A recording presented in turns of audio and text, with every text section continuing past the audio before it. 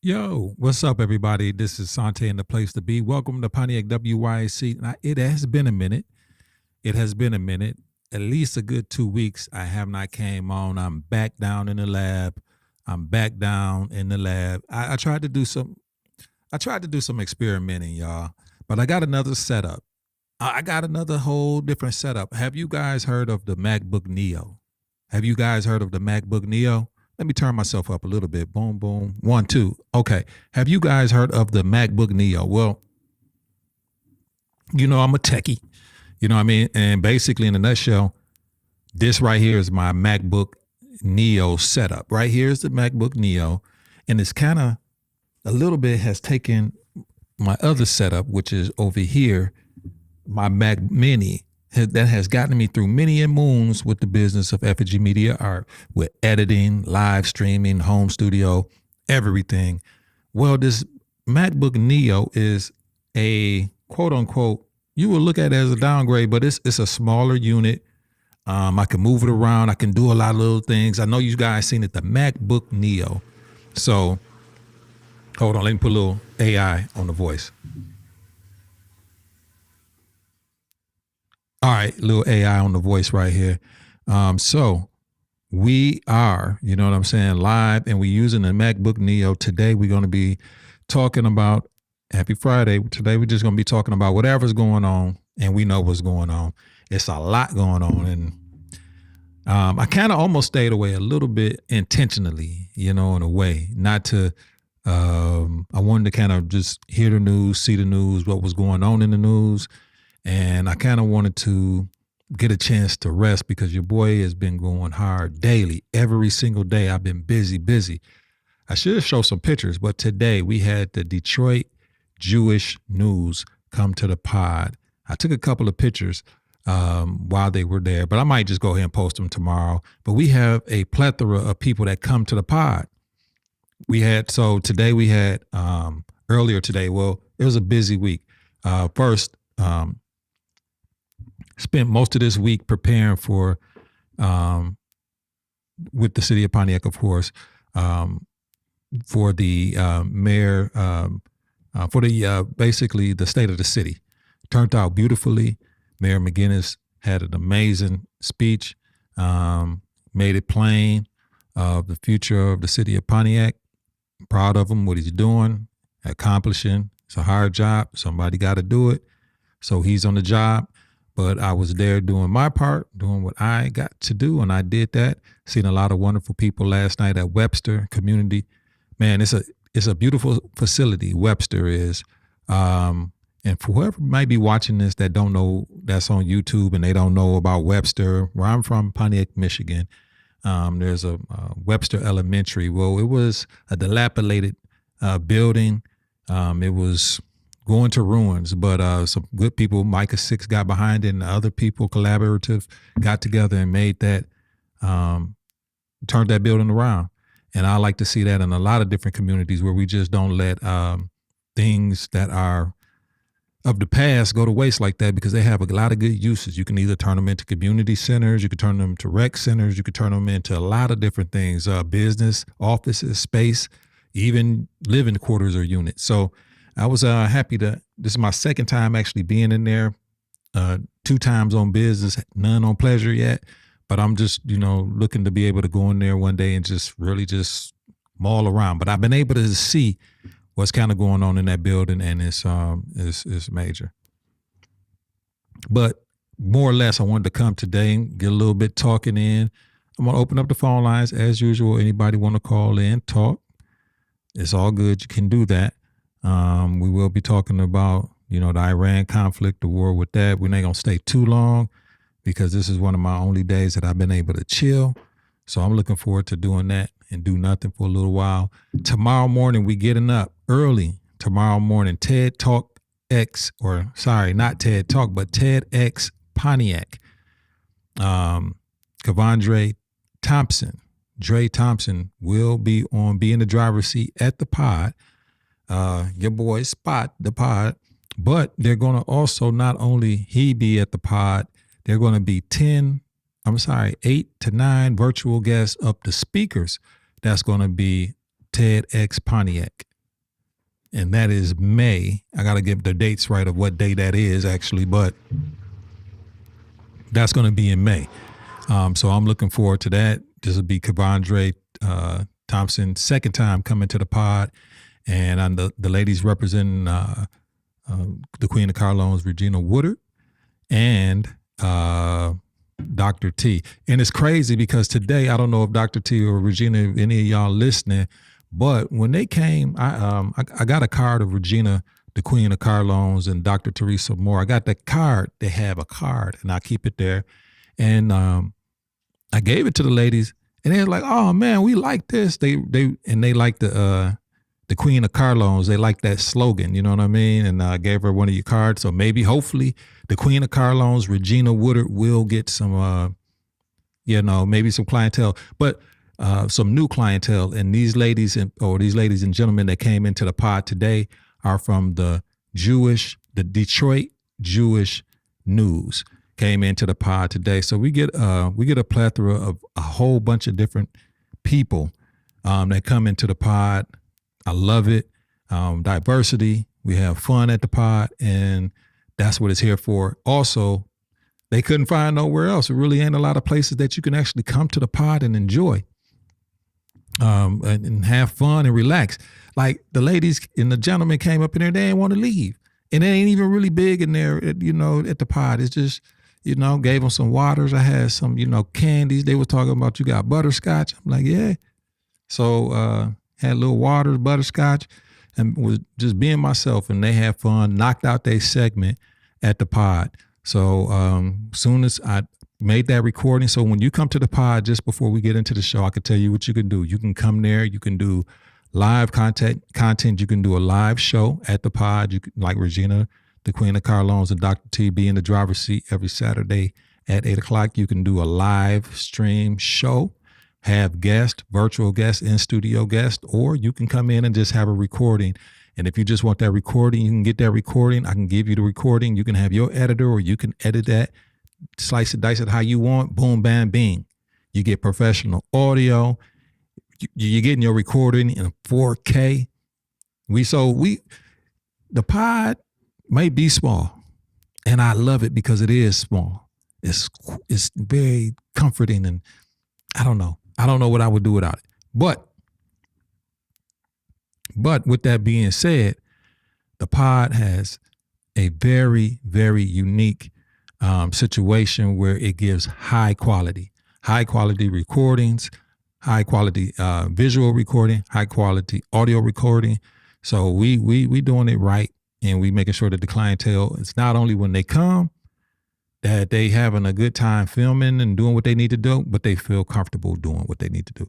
So people, we're going to be moving into The who want to start with a scripture today? Who listening? Who somebody want to give me a scripture? We can start with a scripture. We ain't got to go that route. But anyhow, let's go into what's going on in the world today. All right. So we all know what's happening with the situation in the Middle East. I'm going to take a drink to this. Got my coffee. I haven't been on for a while. Let me know if the stream is going well because we're doing this on the MacBook Neo.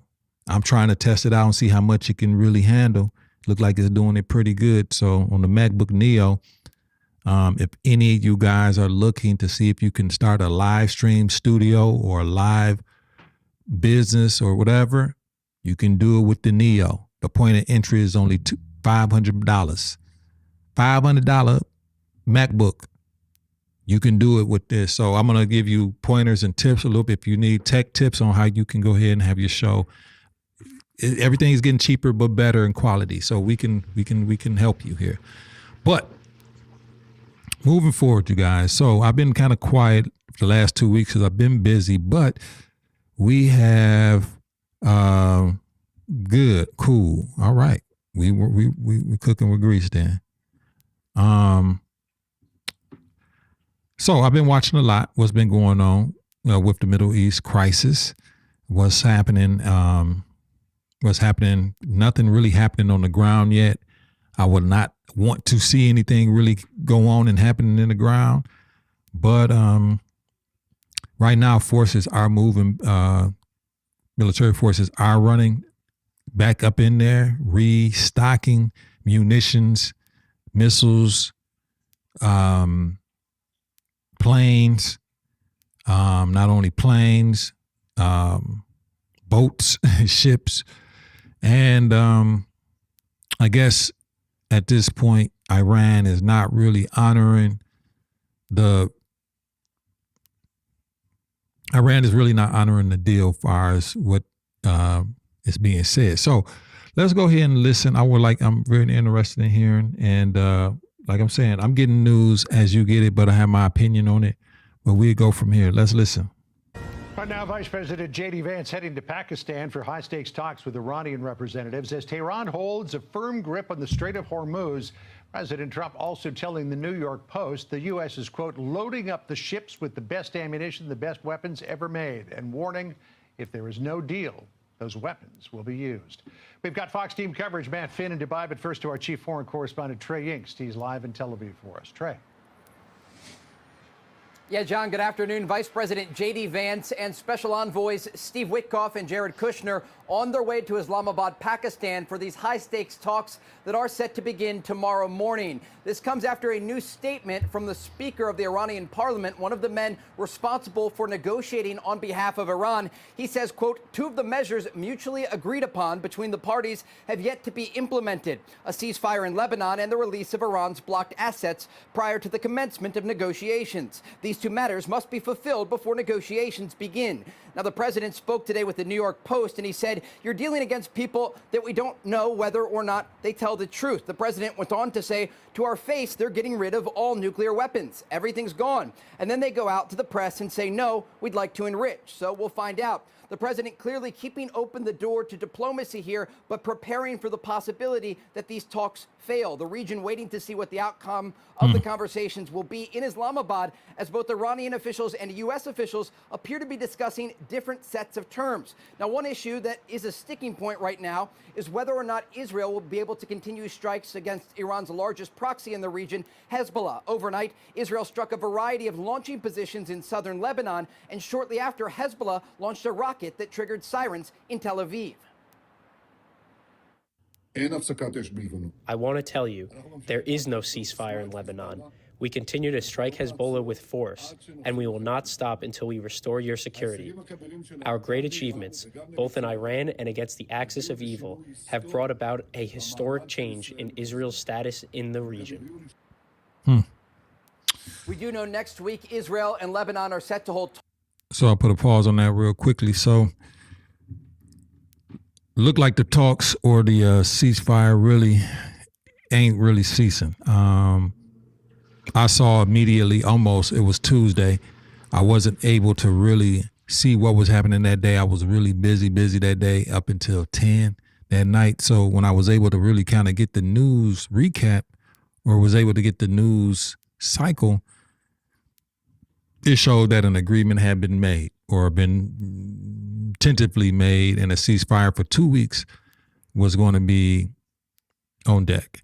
With that being said, within that night, I think the ceasefire was dang near broke within that night, you know? So it's kind of like, it's real tricky, iffy, and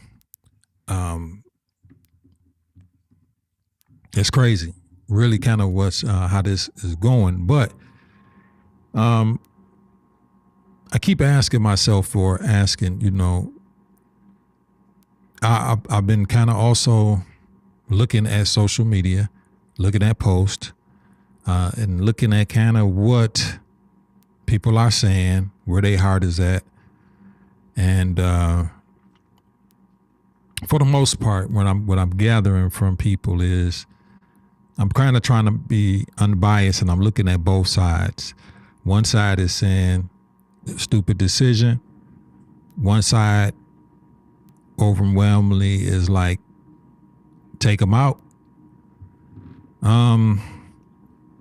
Me personally, who likes to see war? Who wants to see this happening? I don't think anybody in a sane right mind wants to see war, you know, or, you know, collateral damage to innocent people happening. I think it comes down to, at the end of the day, the United States stance is the majority of the stance is concerned with the enrichment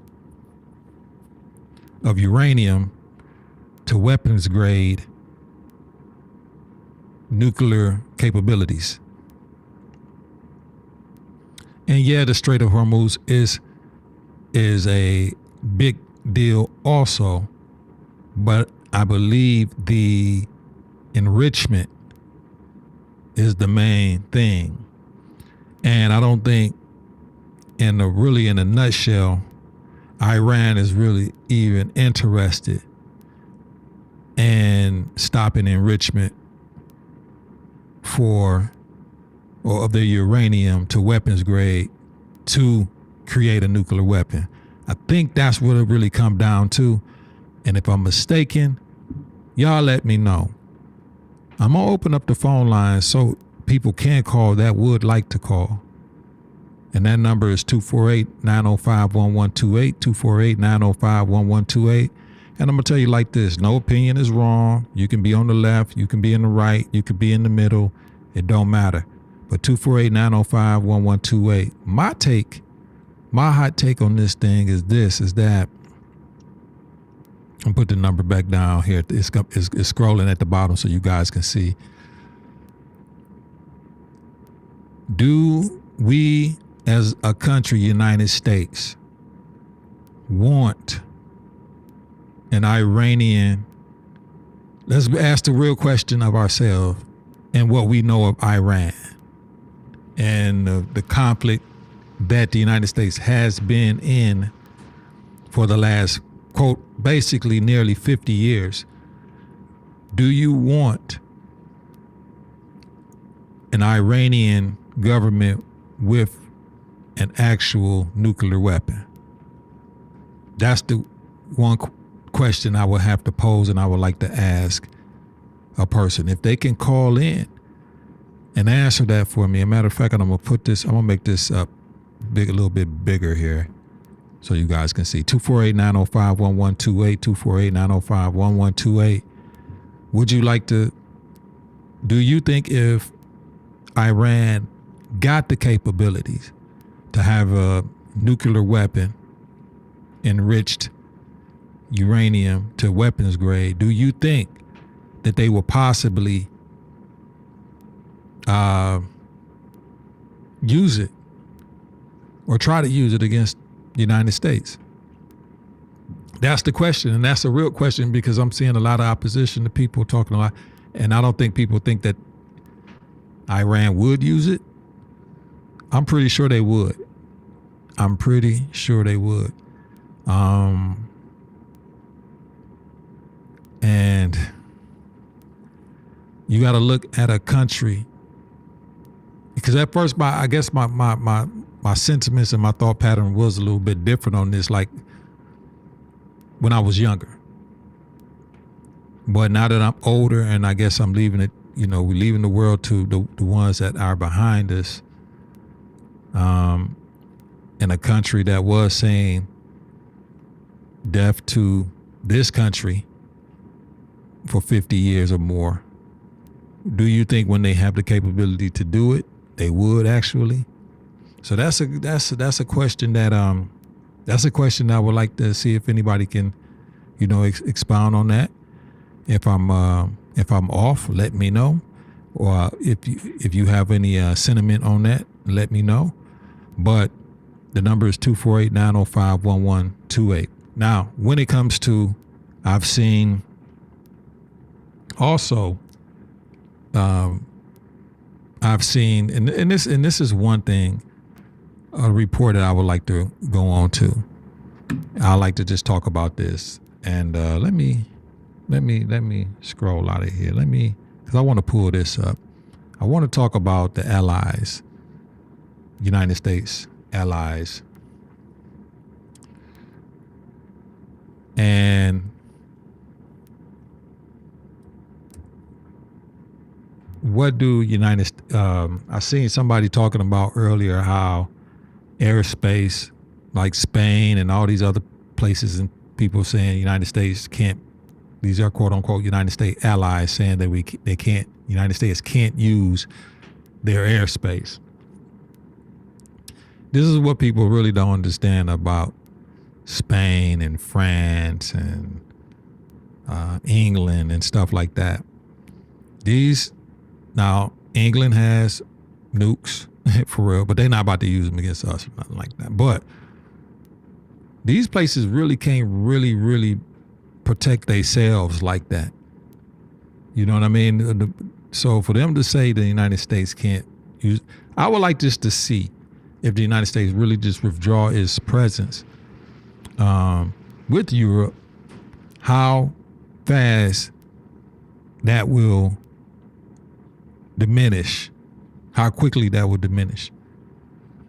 Because there is a long standing relationship between the United States and the European countries, Germany, France, Spain, etc., that get protection from the United States, So I would like to see if the United States fully pulled, how would that last for them? I don't think it would do good. Now, I'm not saying that you, as an ally, you go for bad and you just, do whatever, U.S. says. But quite honestly, when the majority of your support, money-wise and militarily-wise, is coming from the United States, I think it should be a little bit different. I want to pull up something. I just kind of want to hear what the allies are saying. Let's go ahead and let's go. I want to pull something. I just kind of want to hear what they're saying. 248-905-1128. NATO, basically, in a nutshell.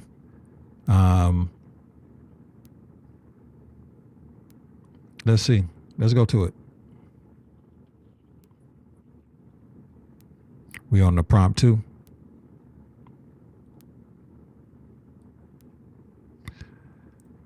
Well, YouTube make you look at some commercial, don't they?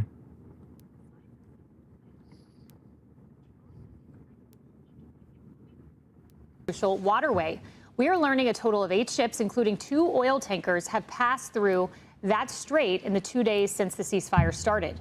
Now, under normal circumstances, an average of 120 to 150 ships pass through the Strait of Hormuz daily, but some movement we are seeing. Now, this comes as President Trump continues to push diplomacy with Iran as he keeps our military locked and loaded in the region.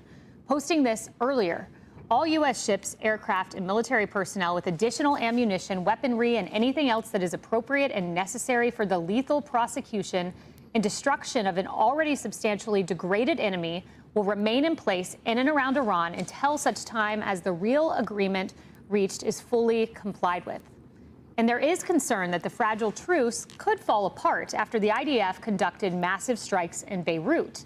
Israeli Prime Minister Benjamin Netanyahu saying this last hour, quote, in light of Lebanon's repeated request to open direct negotiations with Israel, I instructed the cabinet yesterday to begin direct negotiations with Lebanon as soon as possible. Move forward on this. Israel, this is one of the Came out and said there's and with it, I think the United States destruction that are rooting for it to fail. You have this like rabid appetite for just quick.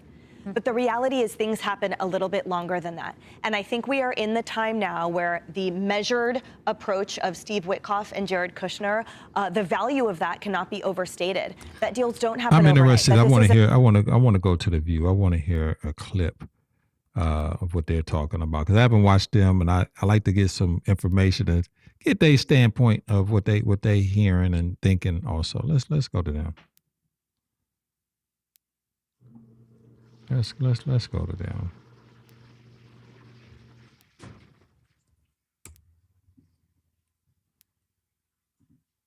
So we're talking about this weekend's.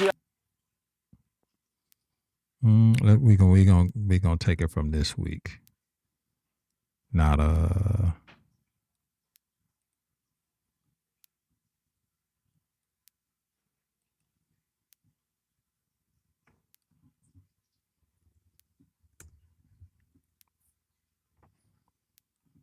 I don't think they're going to support it if the president of the United States does not make a case and clear. Nope, ain't what I want to hear. I want to hear some. Just 8 days ago. Let's hear what You know who promised he was giving an important update on the Iran war in primetime address last night. And this is what y'all got. I can say tonight that we are on track to complete all of America's military objectives shortly, very shortly. We're going to hit them extremely hard over the next 2 to 3 weeks.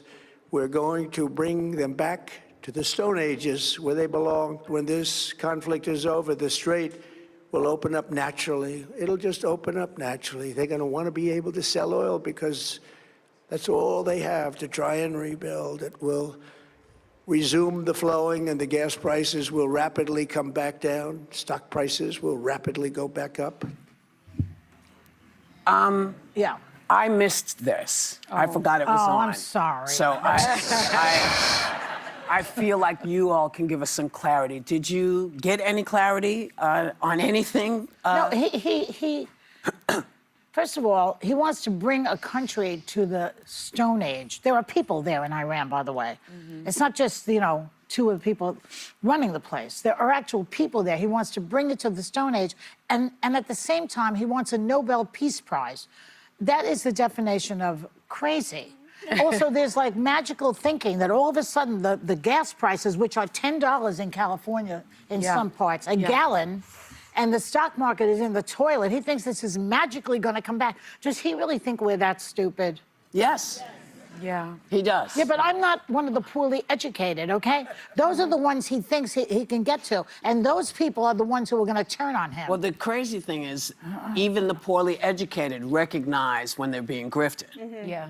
Poorly, just because you don't have book learning doesn't mean you're not smart enough to know when somebody's bamboozling you. Yeah. Well, they're feeling it now. they're feeling it themselves at the pump. They're feeling it now. His approval rating is down 30 to 35%, which is at an all-time low. And I didn't gain any clarity. What is it, 35? 35%. Yeah. And, numbers matter to him. For me, I didn't gain much clarity, but I think the Iranians did, because he said, it's going to be over in 2 to 3 weeks. Why would you tell your alleged enemy, why would you telegraph your enemy, just hold on for 2 or 3 weeks and then you're going to be good? So that was very unpresidential and not very smart. And the other thing is, to Joy's point, he said he threatened indiscriminate attacks on Tehran's electrical generation capacity. If there is no deal, he said, we are going to hit each and every one of their electric generating plants very hard. So intentionally targeting a country's energy is an international war crime. So he is also telegraphing that he's going to become an international war criminal. And so I think while I wasn't informed or surprised, Now, let me ask you this. Now, I've been hearing a lot about the war crimes. War crimes. I've been hearing a lot about war crimes. Now, in war, like, okay, so if the president orders for strikes on their bridges, infrastructure, their power grid, and they say that that's war crimes, okay, they say that's international war crimes. But when there's war, like, I'll be wondering, who come up with these rules of what's fair and what's not in war? Because I believe if somebody attacks this country, when you in war, honestly, when you in war, those are your strategic targets, is bridges and power. I mean, that's what it is. So when you are in war, who makes these rules? And I know the Geneva Convention, who is these people that come up with these rules that nobody ever gonna abide by? Like, who makes up these rules of war? If you fighting an enemy, your objective is to take them out. Meaning the transportation, to get one place to another. Unfortunately, because I look at it like this. If you attack this country, what are you going to do? You're going to go after key, major infrastructure. And the way the world is and the way countries are set up, military and civilian really is not split by too much. We use the same things. Basically, I-75, Detroit basically was built and went right through a neighborhood. And why was I-75 built and split a neighborhood? Because of the war. So I-75 was basically, in a nutshell, if I'm not mistaken, and if I'm off a little bit, let me know. But I-75 running through city of Detroit, it destructed Black Bottom, where Black people had majority of their business, doctors' offices, stores, shoe place, barber shops, restaurants. They mowed right through that. So a lot of times, when it comes to the infrastructure for war, meaning the things that you use for war is the same things that people use for just regular everyday civility. You know what I mean? So who made up these rules for war? So I'm gonna go back a little bit for what she's saying and listen to her. There is no deal, he said. We are going to hit each and every one of their electric generating plants very hard. So intentional. So in war, wouldn't you do that? I'm asking if I'm wrong, y'all, please let me know. I just want to know. But in war, if somebody was able to knock out our power grid, powers this country, wouldn't that be a strategic thing in war? Who make up these rules that's a war crime? Because another country would do it to us if they could. They would. That's the infrastructure of war. Who made up these rules of war that nobody's going to pay attention to? It's just stupid. I mean, for real, it's just stupid. Point, he said he threatened indiscriminate attacks on Tehran's electrical generation capacity. If there is no deal, he said, we are going to hit each and every one of their electric generating plants very hard. So intentionally targeting a country's energy is an international war crime. So he is also telegraphing that he's... So what would you expect that they hit? I'm just asking common sense questions. What do you expect that they hit? Anybody in a war situation, what do you expect militarily for a military to hit. I mean, you tell me, if they're not going to hit power facilities and bridges, those are key military sites or pinpoints that have stopped the transportation of X, Y, and Z to get to one point. I'm just wondering, listening to these ladies sometimes, I listen, because I just try to get a point of view, but I don't see how that makes sense.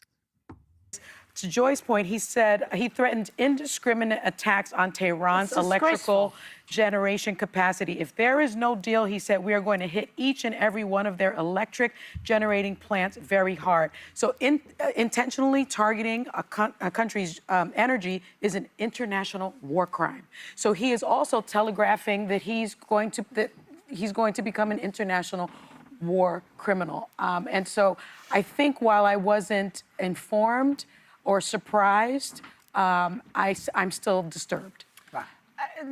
Excuse me. Sorry. It's just kind of wild to me that this man, Donald Trump, has not made a lot of speeches, and the one time he does decide to make a speech about this terrifying war is on April Fool's Day. Yeah. His timing is impeccable, Whitney. Impeccable timing. I feel like we could have scheduled it on another day. Personally, I want out of this simulation. Also, remember when he wouldn't come to work? Remember first term, he was playing golf every day, and we were how do we get him back on the golf course? I never thought I'd say this, but all of a sudden he's deciding he's coming to work every day, and he even admitted that he's not. So yeah, that's The View. I don't, The View, all right. What's going on, Gil? Disturbing is a good word. My question is this. This is what I asked because I'm just getting perspectives and everybody got it. I kind of been off for the last couple of weeks, been super, super busy. But hey, man, I was talking about the MacBook Neo because I know you a techie also. So I'm running this whole little situation off the Neo, bro. It's pretty powerful. It can do a little something. But I'm trying to talk about this, war, and it looking like, things are ramping back up, man. Look like the ceasefire is not holding. It's not ceasing. But, of course, the president said, that his targets are the energy facilities, talking about power plants and bridges. And they say that and the Geneva Convention says that is an international war crime if you intentionally go after bridges, power facilities of any nation. But I'm asking, ain't that silly? Because as an army or a nation, wouldn't you go after, you don't want to, but wouldn't you go after the power situation or the grid in a country to debilitate it? I'm just saying, because if somebody was attacking us, God forbid, what would they go after? They're not going to go after the cows and the pastures. You know what I'm saying? It's war. It's ugly. You know what I mean? And I want this thing to be over with. I don't want to see anybody sent over there. I don't want to see anybody come back in a body bag. I don't even want to see those people getting hurt over there, innocent bystanders or just young people in general. I saw the other day on Tuesday when the deadline was up, how it was crazy. I seen they had young people over there were basically hand in hand.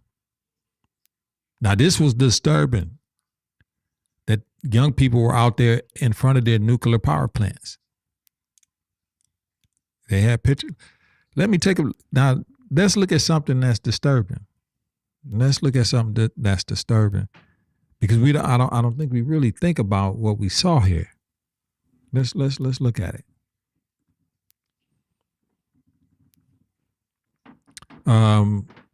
Let's look at it. Let's type it up. Let's see.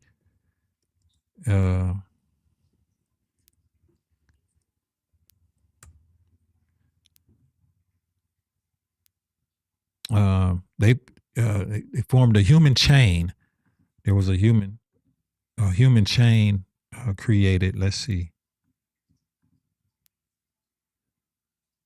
Now, this was a little disturbing. Hey, what's going on, Black Mamba? This was a little disturbing. So what they did over there is they created a human chain. Let me see. Hey, yeah, it's been a minute. But hey, look, I've been busy. I've been busy be out here. But yeah, I got a time. I said, you know what? Let me come on. But this is what disturbing to me. On Tuesday, when the United States said they came out, the president said, hey, we gonna bomb the bridges and the power plants. This is what they said they was gonna do. This is what's sick and disturbing. Nobody's talking about it. It's like, you can't, let's be straight down the middle, y'all. Not left, not right, but down the middle, and just check what I'm saying. Iran said they called on the young people of Iran to human shield themselves around these nuclear plants.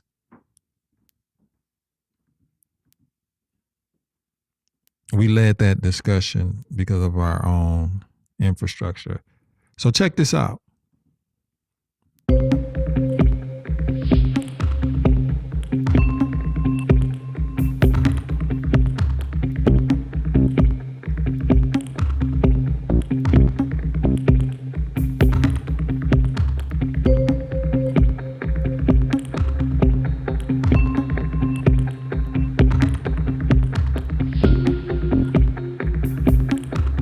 Now I'm going to ask the question. Thankfully, that facility or those facilities didn't get bombed on Tuesday. Lord knows I'm thankful that did not happen. But if that would have happened, who fault would that would have been if them people, that young child had gotten unalived? Would it have been the United States or would it have been Iran? That's the question I'm asking. You know, it's just like, why would you call on young people to human shield a plant, a nuclear plant? I don't know. Yeah, man. Hey, look, man, drop it, brother. Drop it, or drop it, sister. I'm sounding like my brother. Yeah, sister. But yeah, so it's like, let's be down the middle about this thing. Nobody's happy about no war. You know, I've been really watching it. That's another reason, y'all. It's been a couple of weeks, but you know, I talk about these types of things, but I try to be as down the middle as I possibly can. I do see people's point, and then I do see the counterpoint. You know what I mean? I try to be not one way or the other. I try to see both points, even though I have my preferential point. You know what I mean? But if I can see things or hear things the other way, I'm with that. I'm put the phone number back up. If anybody want to call, you can. If you're not, I understand it. 248-905-1128. Anybody like to give a call, give an opinion, I'm good with that. 248-905-1128. Also, if you like to be on the show, you can be on the show. I send you a link. You know, this, you know, my casa, su casa, can come on in and get on down for a little bit. But this show is brought to you by the MacBook Neo. Yes, the MacBook Neo. Okay, there go my commercial real quick. This episode is brought to you by the MacBook Neo. It only has 8 gigabytes of RAM and 520 something gigabytes of storage. You don't need much to run a show anymore. I've been telling people all this time that you don't need much to run a show. And this is the prime example. You can do all of this with a MacBook Neo for $500, $599. Student discount, $500. Find somebody that's at OU, Oakland University, University of Pennsylvania, don't make a difference, and get your Apple discount for $100, and you can get a MacBook Neo and you can run a show. It ain't like how it used to be. You don't need all this stuff no more. It's crazy. All right. Let's go ahead and read what you say.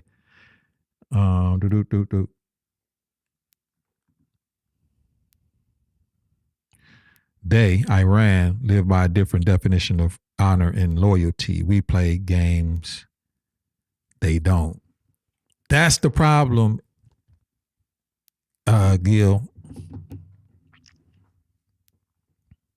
That's the problem. Let's see. Let's read some more. If they're going to die for some random school bombing, why not?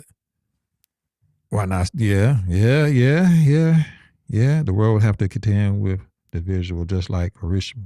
But it's not. But okay, cool.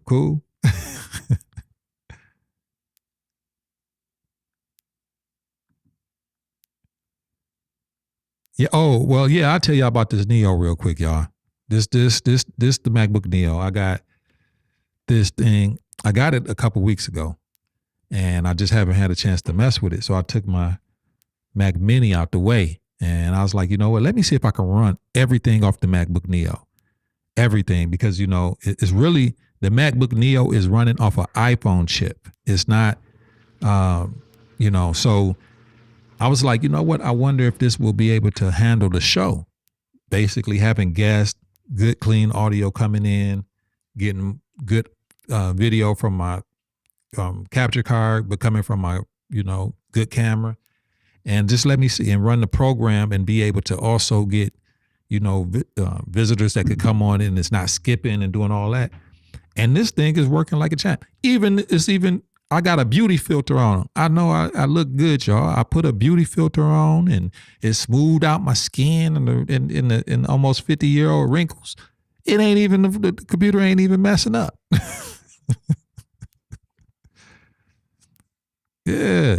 So, I mean, really for $500, the MacBook Neo, no buffer and nothing. Yeah, $500. This is the cheapest MacBook that you can get, or is this the cheapest MacBook that ever came out by Mac? So if you know anybody that's in this, thank you. Good. If you know anybody that's in school, high school student or in college or whatever the case may be, you get $100 discount.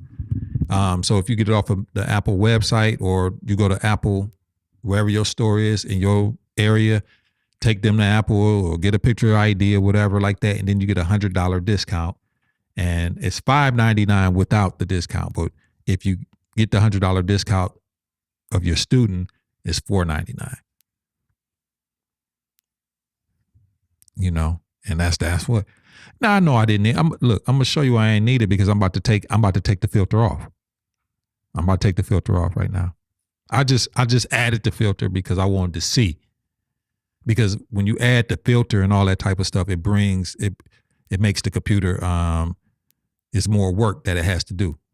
So I was adding stuff like background blur. I really don't need background blur because the camera is doing that, but I was like, let me add and throw some stuff to it and just see if it, buffer, slow down, X, Y, and Z. But yeah. So, the MacBook Neo it's dope. This the first time. This the first time I used it upstairs one time and for a live stream, and I just didn't kind of like where I was sitting at, and I was like, you know what? Let me take it back downstairs to the lab. The MacBook Neo. I'm gonna show you something real quick.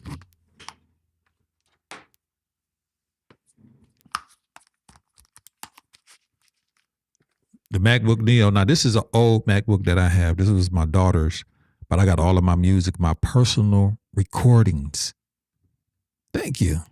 This is all of my personal recordings, from my album. I got 500 songs on it, but this MacBook is a 12-inch MacBook. It's very small, and it's basically the same size as the Neo. So it's very portable. It's very portable. You can take it anywhere that you need to go. It's lightweight. And it's basically the same size as the Neo. So check it out if you need or look for a good computer, and you can even do some lightweight editing on it and all that type of stuff. But I was like, you know what? Let me see if this can be my streaming computer or whatever the case may be. So it's really the size of this. This is a 12-inch MacBook from 2015. This was my daughter's, and basically it's the same size. So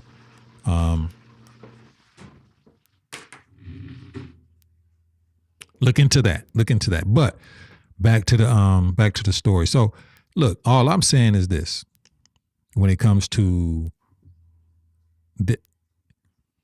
I think it would have been their fault. It ain't like they didn't tell you that they getting ready to go ahead and let the bombs go over your neck and head at the power plant. It ain't like they didn't tell you that. So if you got a human chain with kids there, that let me know. Just let you know what type of people this is going on over here, because I don't care.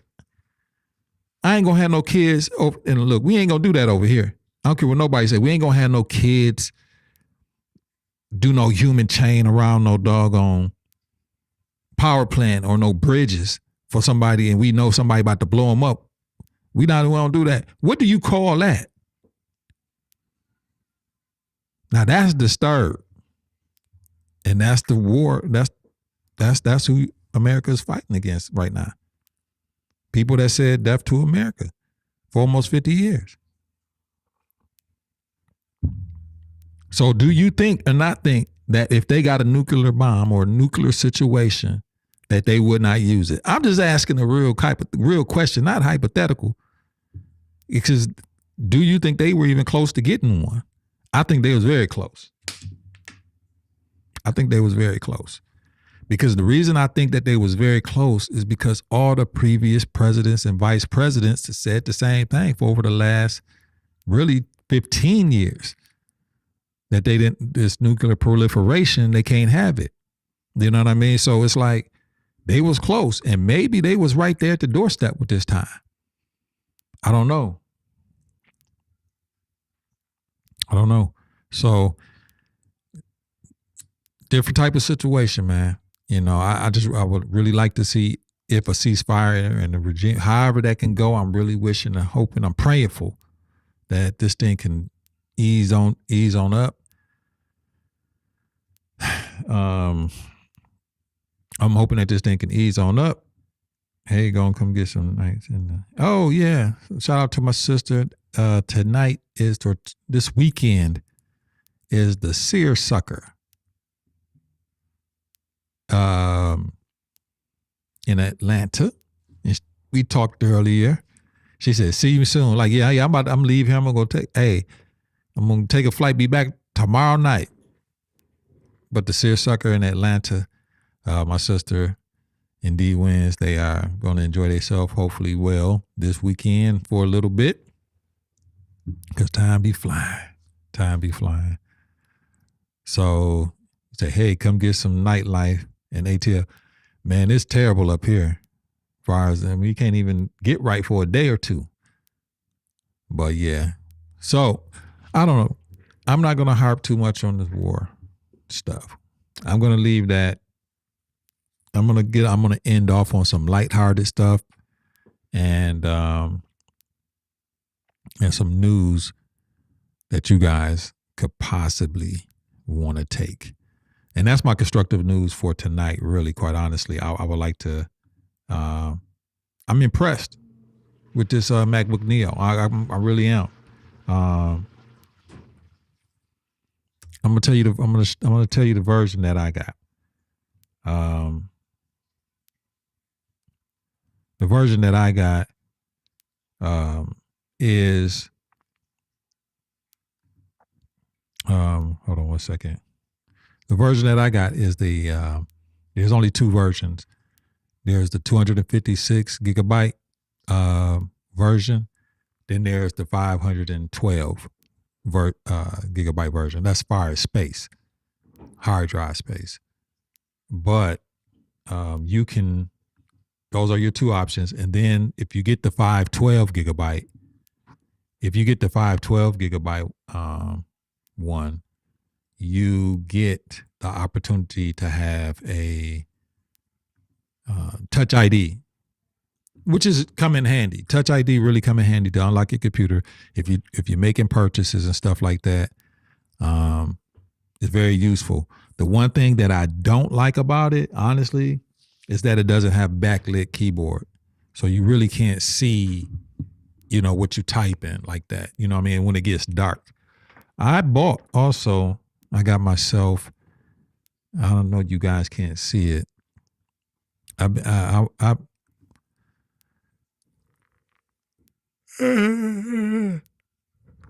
This let me know I should be resting. I should be chilling.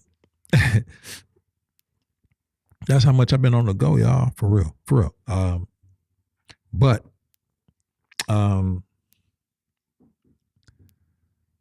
so I also got myself with this is sitting or I never heard.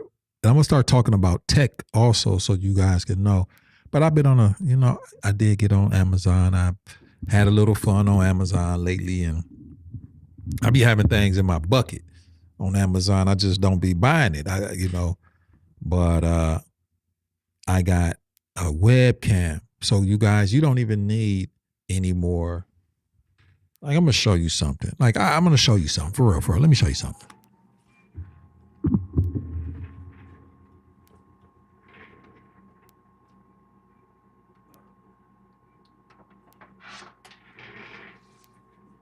All right, let me come back around here.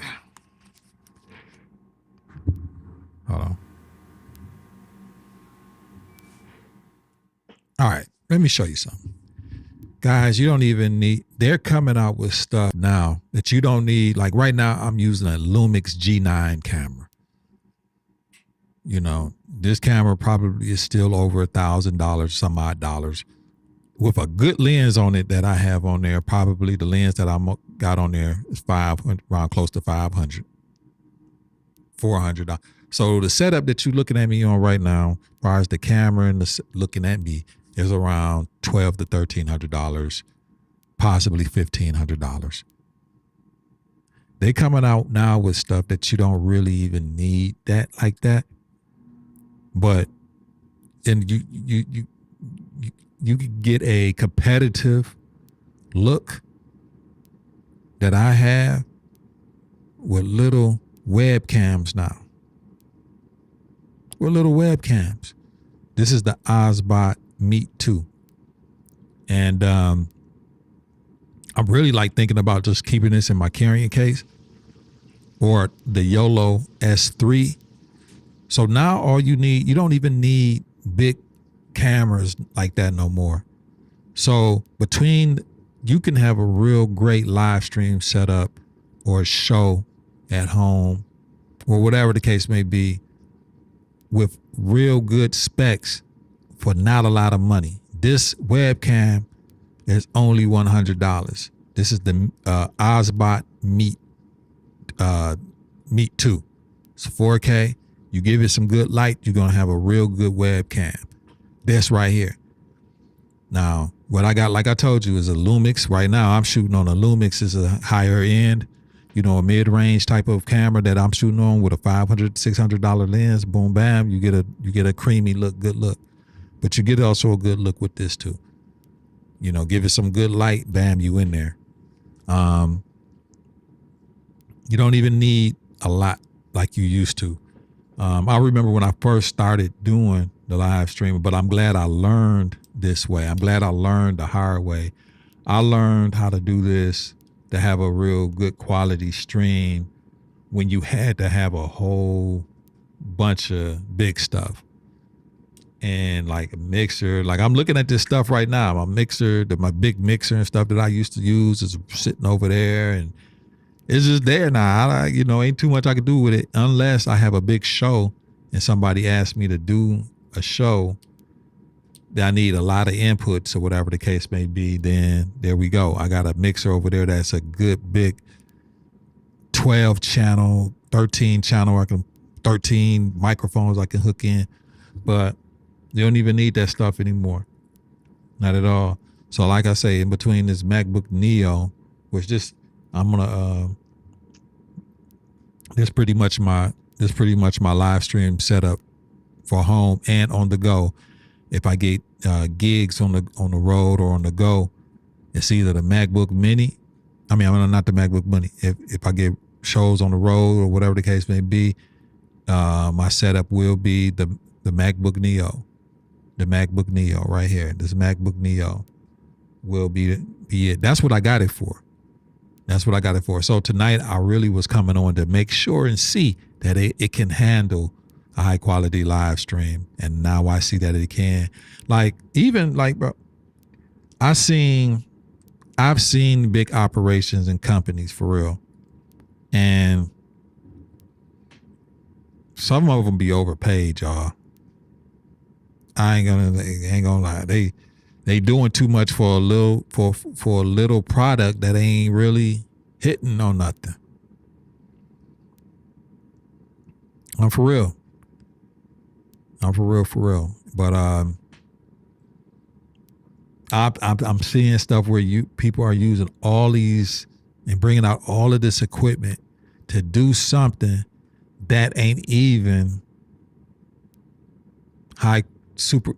better quality than what I can do with a fraction of what they bring in.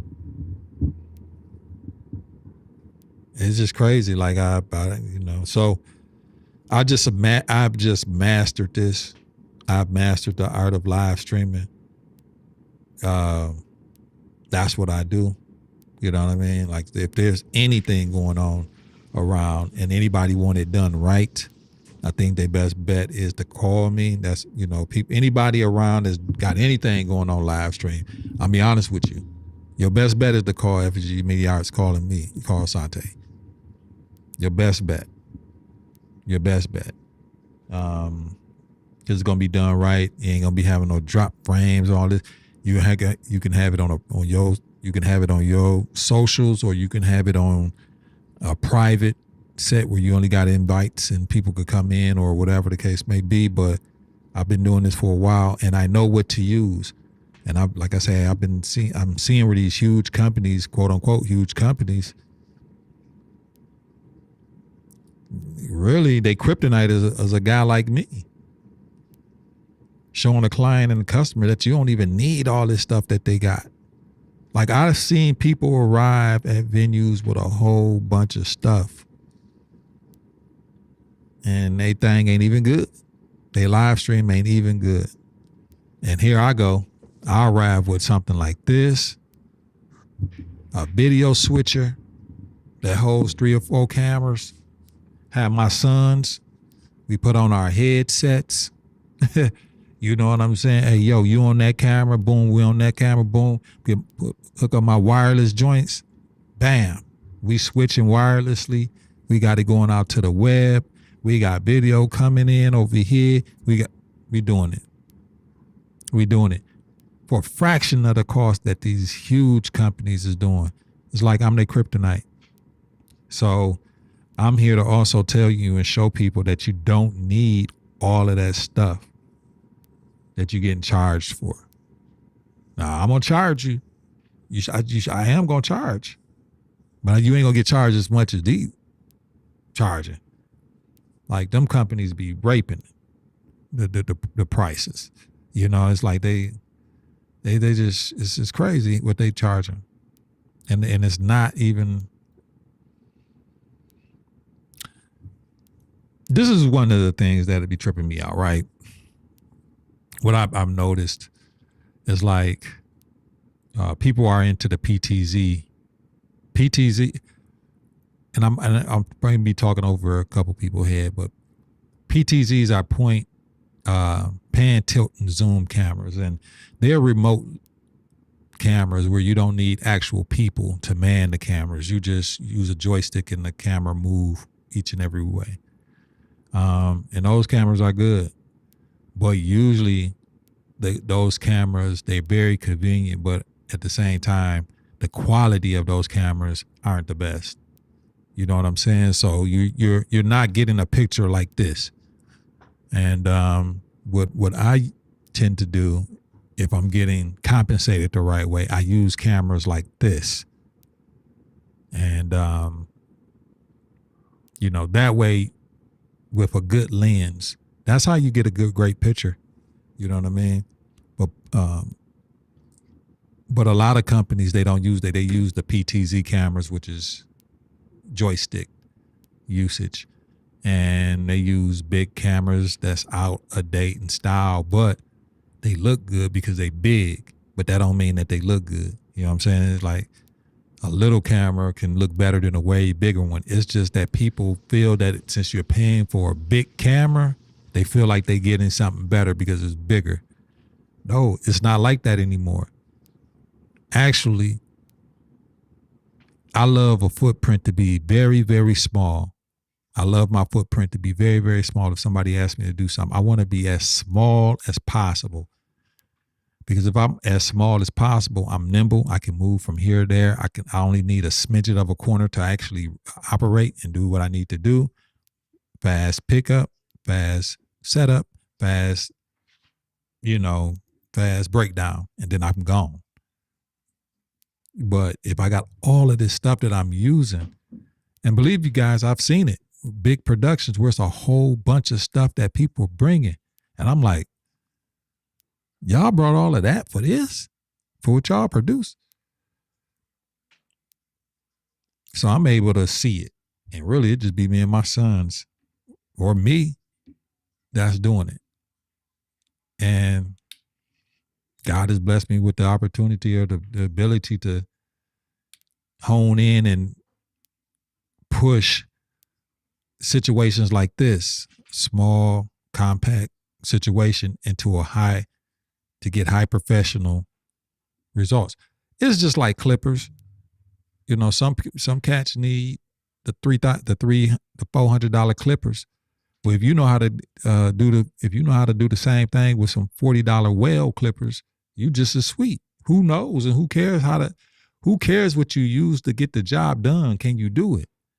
And that's what a lot of times people get caught up on, is the material used. Can you get the job done? I don't care if you can change the brakes with a screwdriver and a hammer.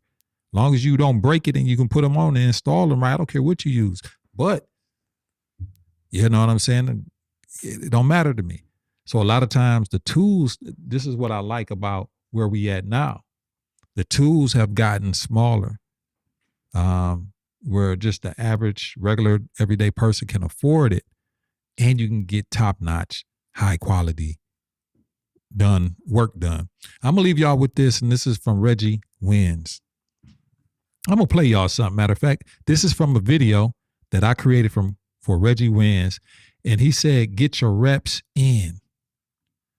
He said, "Get your reps in." Let me see if I can find Reggie's video, because I did it for him a little while back, and I want to see if I can find it. I want to play it for you. Get your reps. And what this is saying, get your reps. If you don't do nothing, ain't nobody gonna know you do nothing. If you sit around, ain't nothing gonna happen. Ain't nothing gonna happen. So let's go ahead and play this for you. Hold on one second. All right. I created this video for Reginald Wins 6 years ago. This is before COVID happened. And if y'all can go ahead and listen to this. And it's about get your reps in. If you don't do nothing, ain't nobody gonna know you do nothing. You can be the best player on the field, but if you don't get your reps in, people ain't gonna know you do nothing. So you just a guy with a whole bunch of talent, a woman with a whole bunch of talent, and nobody know you do nothing. And where you gonna be? You're gonna be on the sideline, looking at everybody else that's quote unquote less talented than you, getting it. So get your reps in. Let's hold on. Let me go ahead and let me change this real quick. Let me move that one out. Let me go ahead and share a new screen for you guys.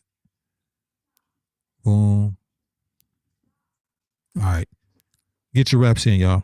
It don't change just because it's 11 on 11. All right? Master your craft. Like how you mastered your name. 2 + 2. All right? You don't think about it. You just do it. The drills matter. My philosophy. The drills is the routes. The routes is the plays. The plays is some touchdowns. Period. Let's go. Yo, did you check? This is not Reggie, but check what my man just said.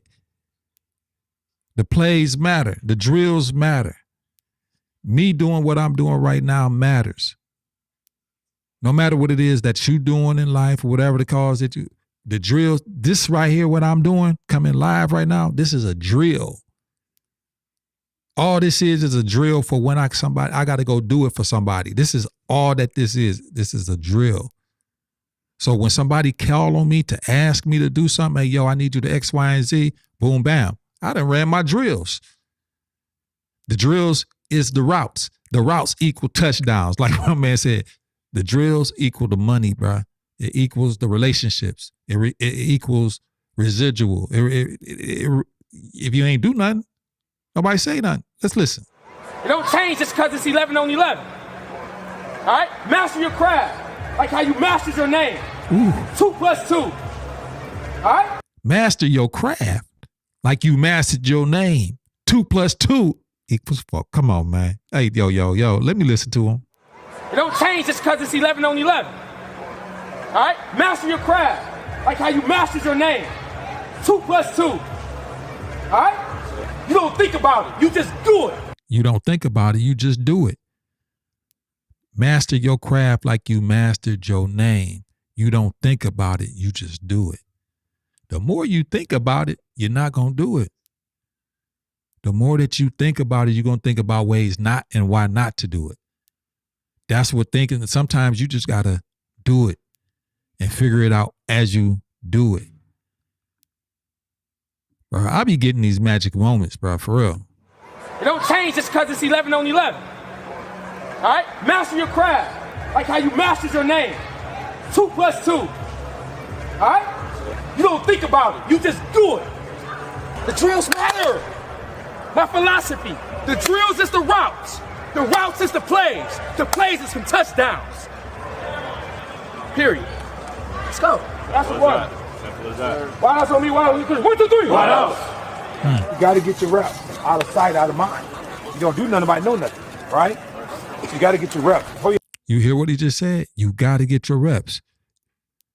You got to get your reps. 1, 2, 3. What else? You got to get your reps out of sight, out of mind. Out of sight, out of mind. You got to get your reps out of sight, out of mind. If you don't do nothing, you don't do nothing about know nothing.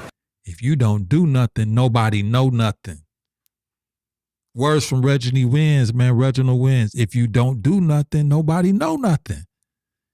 You cannot think people know what you're doing if you're not showing them what you do. The routes matter. The drills matter. The drills equal the routes. The routes equals the touchdowns. In our field and whatever field that may be in your life, if you ain't drilling, meaning you ain't practicing what you say you want to do or what you're trying to do, you just talking, not doing nothing. You know what I mean? If you don't do nothing, then people don't know nothing. And I was thinking about this when this video that I shot for Reginald Wins, my boy Reggie Wins. He did a podcast he does podcasts when high school football come around. He come to the pod and but I shot this video 6 years ago before COVID. And let's listen. You don't think about it. You just do it. The drills. Let's go back to the beginning. We gonna get through this, but this is a philosophy piece right here. It don't change just because it's 11 on 11. All right? Master your craft. Like how you mastered your name. 2 + 2. All right? You don't think about it. You just do it. The drills matter. My philosophy. The drills is the routes.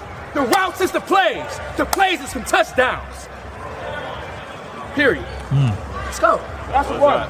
Simple as that. Why else on me? Why else? 1, 2, 3. What else? You got to get your reps out of sight, out of mind. You don't do nothing about know nothing, right? You got to get your reps. Hold your head up, man. If you don't do nothing, nobody know nothing. And then he said, keep your head up, man. So that's a lot right there. It's broke down. And I've been thinking about that for the last couple of days. If you don't do nothing, nobody knows nothing. You might have all the talent in the world, but if you don't do nothing, nobody know nothing. Nobody's going to know about what we do or what you do or what he has to offer, she has to offer if you don't do anything. Master your craft like you mastered your name. You don't think about it. You just do it. You don't have to think about when somebody asks you, what's your name, do you? You just know your name. You just do it. You just say, my name is X, Y, and Z, whatever your name is. You don't think about it. And that's how you have to be about whatever it is that you're trying to do or you want to do. The drills matter, meaning practice on whatever it is that you want to do. What I'm doing tonight, like I say, every time that I come live, I might come on here and talk about some political stuff that don't even mean nothing. You know what I'm saying? I might talk about this and this and this and that. But what I'm doing ultimately is I'm running a drill. So when somebody asks me, hey, can you come do this funeral service? Hey, can you come do this graduation? Hey, can you come do this inauguration? Hey, can you come do this cotillion? Hey, can you come do this award ceremony? I'd be like, yeah, I can do it. You know why? Because of the drills matter. What I'm down here doing, and I don't care if I get a whole bunch of people watching me or not. I'm drilling right now. Every time I come on here live, if you watch, you don't watch, it don't make a difference. I would love it. I like it. But and that interaction is cool. And I'm all with it to interact. But it ain't about that. To me, it's all about the drill. So when somebody call and say, hey, Sante, can you do this? Hey, Sante, we thought about you. I got this coming up. They can be confident in that, saying, you know what? This is the man for it. You know why? Because the drills matter. As this man, he's talking about football stuff, but it don't matter. It relates into just everyday regular stuff. And if you don't do nothing, nobody know nothing. So if you're not drilling, you almost got to let people see you drilling. Don't you see how you see the military? They be marching through the streets and they marching. We see the drills of them drilling, or we see them twirling they batons and they weapons and stuff like they drilling. You know why? And we think the drills don't matter. They just showing. No, that's for if they have to be in combat. And the real reason why they twirling their weapons like that is so they can get hand-eye coordination to never drop their weapon. That's how you got to be when it comes to whatever your craft is. You got to drill. You have to be at one with whatever it is that you're trying to do. You shouldn't have to think about it like that. Somebody asked me to do this or do that. I ain't really got to think about it. Okay, boom. Of course I think about it like, yo, okay, mental inventory, boom, boom, bam. I know it can be done. All I got to do is think about where I got to get the stuff out of my little inventory bag so I can bring it. It's already worked out in my mind. I have to think about it because I've done it. I drilled. If you don't drill, you ain't going to be competent. You know what I'm saying? And like my man said at the very beginning, let's take back what he said. It don't change just because it's 11 on 11. All right? Master your craft. Like how you mastered your name. 2 + 2. All right? You don't think about it. You just do it. The drills matter. My philosophy, the drills is the routes. The routes is the plays. The plays is some touchdowns. Period. The drills is the routes. The route philosophy. The drills is the routes. The routes is the plays. The plays is the touchdowns. Put that to whatever that is in your life. Whatever it is that you're trying to do. The drills is the routes. The routes is basically whatever way you got to get to the path of where you going. So the drill, you drilling how you trying to get to your destination. The routes is the plays. The plays is why you're in what you're doing. So you get hired to do whatever you're doing. So I'm drilling the routes. What I'm doing right now, I'm drilling the route right now. Okay, XYZ, I need this, drilling over mental repetition. It's ingrained where I don't have to think about it. I'm drilling. Now I get an opportunity to get in and make some plays. Now somebody has hired me to go ahead and be like, yo, Sante, I need you to do this. That's the plays right there. The plays equals touchdowns. Like my man said, you get paid. If you know what you're doing, you get paid.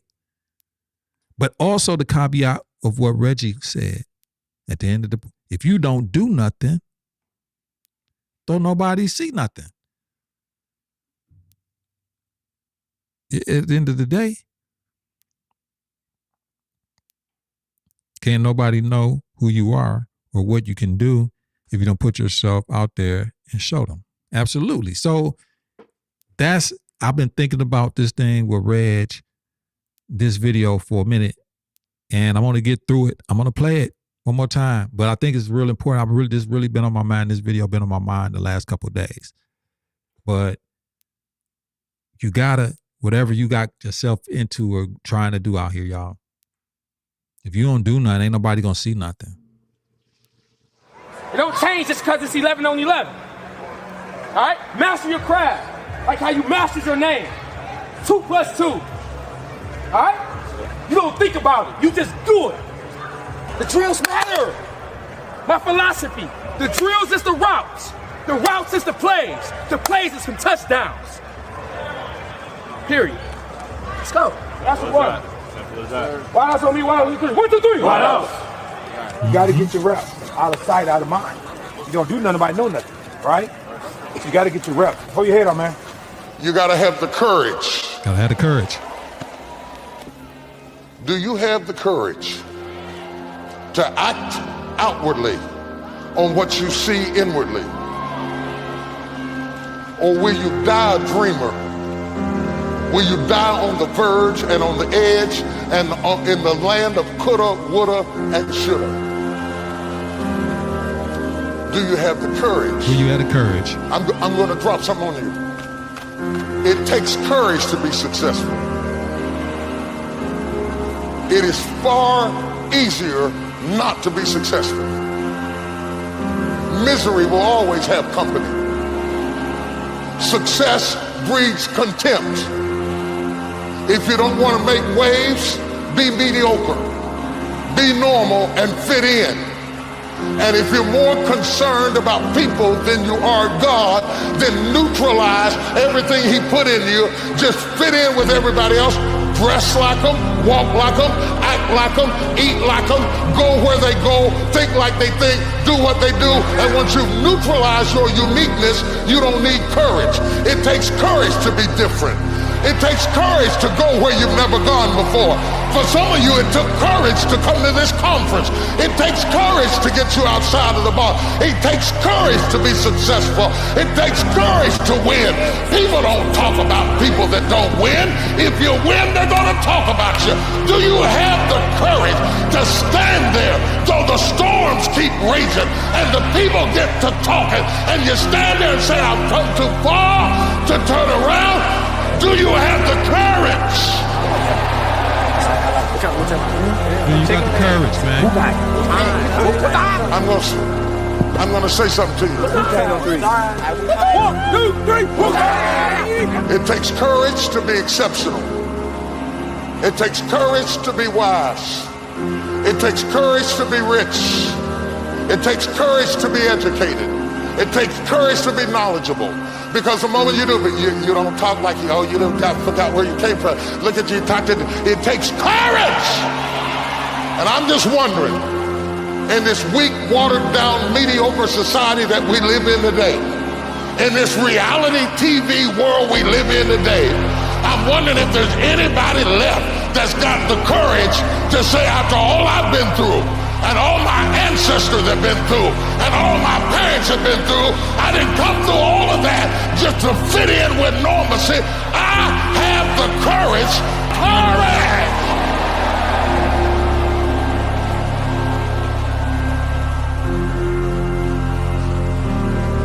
Yeah, you got the courage, bro.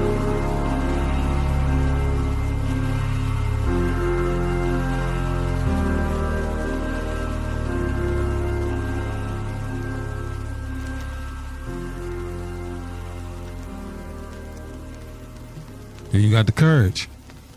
Do you got the courage? Thank you. God has blessed you tremendously. People who know who you are and what you do and what amazing job you do. Thank you so much. You know, all I'm just trying to say to you is I might have to listen to this one more time before I get off tonight. But, you know, this is real important. Like this guy said at the very beginning, you have to master your craft like you mastered your name. You shouldn't have to think about it. Whatever it is that you say you want to do or you want to be, your reputation should precede you. I had a talk with my son the other night, and I told him, and I asked him a couple of key questions. But I told him, I said, man, this is how you know when you good. When your name come up and people already have a thought of what it is that you do. Now that might be 100% of who you are, but when you think of Sante, you think of X, Y, and Z, what I do. When I think of Measy, I think about one X, Y, and Z of what he do. That's who he is. He's much more than that. He's also complex individual, just like myself. When I think of Grant Hill, I think of Boom Boom Bam. When I think of Rose Spit, I think of Boom Boom Bam. When I think of Mike McGinnis, I think of Boom Boom Bam. When I think of whoever, it's your reputation precedes you. When I think of Melanie Rutherford, Boom Boom Bam. You know, it's different names, and you can fill in the blank of whoever it is in your community of people, and you say a name, a word, you think of Boom Boom, X, Y, and Z. That's how you know people know what you are and who you are and what you represent. If somebody says your name, what do they really is associated with that? Because your name is all what you have in the end of the day. And my man said, you should master your craft like you mastered your name. You don't even think about it. You just say it. You just do it when people ask you what's your name. You don't have to think about your name because it's so ingrained because you know it and who you are or what your name is. So you have to really buckle down and be about what you say you want to be about. And this is to everybody. Time is not on your side. You know what I'm saying? And so you have to go ahead and put out what you want to be put out because it's only going to be up to us. It's only up to you, how you impact the world, how you impact individuals, what stamp you leave, what doors you open. And I was thinking about this video I produced for a long time, like the last couple of days. And I referenced this to my son, and I was like, yo, man, if you got to get your reps, bro. And your reps is this. Your reps is the drills. Your reps are the drills. If you don't do nothing, don't nobody see nothing. I'm going to play this one more time because I got a little choke, man, for real. I created that little masterpiece 6 years ago, quote. This is right before COVID, you know what I mean? Right before COVID hit a little bit. And I'm like, yo, this delivered a powerful message, a real powerful message. If you don't do nothing, then don't nobody see nothing. Master your craft. The routes is the plays. The plays equals touchdown. The drills is the routes. The routes is the plays. The plays is the touchdowns. In my terms, yo, the drills is what I'm doing right now, online with you guys right now. Tinkering around, getting my little stuff, X, Y, and Z. This the drill. So when the plays come, when somebody hire me to go do something, now those drills are into play, are into motion when somebody hired me to go do something for them. That's the plays. Or that's the drills, I'm sorry. The drills is what I'm doing with you guys right now, which is going to lead me in the route of getting the plays.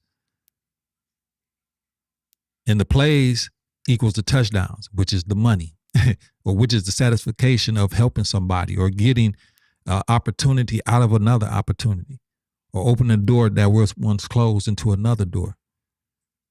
You have to do what you say you want to do and be about who you say you want to be about. You have to be who you say you are. It don't change just because it's 11 on 11. All right? Master your craft. Like how you mastered your name. 2 + 2. All right? You don't think about it. You just do it. The drills matter. My philosophy. The drills is the routes. The routes is the plays. The plays is some touchdowns. Period. Let's go. Period. So I'm just asking, or I'm telling y'all for real, if you got something that you trying to do, you need to start drilling. You need to start getting your drill on, because those drills is going to lead you into the route. Whatever that drill is that you have to do, whatever it is that you into. If you're a baking person, like to cook and all that, you better start the cooking, practicing. Just don't think about it. Practice on yourself. Nobody going to pay you to practice, pretty much. And even if you is practicing on a person, you're going to be so good a person don't even know that you're practicing on them. But practice on yourself. And it's unfair to the client anyway if you call yourself practicing on them. You know what I mean? Practice on yourself first before you get the client. That's a quick way to get one client and not get them back. Practice on yourself. Do the drills on yourself before you get out there and potentially get a play or get a client, because then at that point, when you go get one, they're going to see that you don't know what you're doing. Like my man said, the drills matter, because the drills equals the routes, and the routes equals the plays, and the plays equal the touchdowns in their football terms. Just 11 on 11. All right? Master your craft, like how you mastered your name. 2 + 2. All right? You don't think about it. You just do it. The drills matter. My philosophy, the drills is the routes. The routes is the plays. The plays is some touchdowns. Period. Let's go. That's the one. That's a hell of a, and that man is a coach at a college right now, I believe. But it's a hell of a, to teach a young women that, it's just teaching them to follow through. If you do not have follow through, you ain't gonna go nowhere. Why else on me? Why else? 1, 2, 3. What else? You got to get your reps out of sight, out of mind. You don't do nothing about know nothing. And that's almost more important than what my man said in the beginning. Even if you ain't getting your reps, if you don't do nothing, nobody else see nothing. Out of sight, out of mind. You know what I'm saying? So it's like, if you don't do nothing, if you ain't letting your talent be saw or what you can do be seen, ain't nobody gonna call you for nothing. But they ain't gonna take it serious when they do call you. So at the end of the day, if you don't do nothing, ain't nobody gonna see nothing. You gotta get your reps. And the reps is the what, class? The drills. Oh, that's the one. Why else on me? Why else? 1, 2, 3. What else? You got to get your reps out of sight, out of mind. You don't do nothing about know nothing, right? You got to get your reps. Hold your head on, man. You got to have the courage. Do you have the courage? Then you got to have the courage. Not trying to break this down 100%, but do you have the courage to do what it is that you said you want to do? Do you have the courage to look odd while doing it? Do you have the courage to be maybe talked about like, oh, boy, he don't know what he's doing. She don't know what he's doing, blah, blah, blah, blah, this and this and that. I tell this story all the time. I believe when I started doing effigy media art, and I just was talking about it, people was like, yo, what is that funny name talking about doing? But I accomplished so much. I was writing down some stuff the other day that I had to write down. And I said, yo, over this amount of time, I done did a lot. I done came across so many doggone folks, you know what I'm saying? And had so many different opportunities, and I didn't squander any of them. And I got, some was better than others, and others, some was super good, some wasn't, but they all was good experiences. When I take a look, they led to something else. You know what I mean? So it's like, do you have the courage to go ahead and step out on yourself or understand what it is that you possess and take control, quote unquote, of your destiny? Do you have the courage to believe in yourself? Because that's a hard thing to do too, especially if you're broke. You know what I'm saying? And you don't know how you gonna get this to do this and do that to do that. Believe me, I know that. You know what I mean? and you got a lot of ideas, but ideas cost a lot of money sometimes.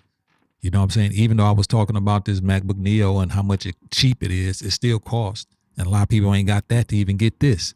You know what I'm saying? But then you also look at people that's doing a lot more with less. It's some people that got so little, but they doing so much with that little that God starts to give you stuff. And that's what I noticed too. When I didn't have a lot of equipment, I didn't have the necessary things to do what I wanted to do.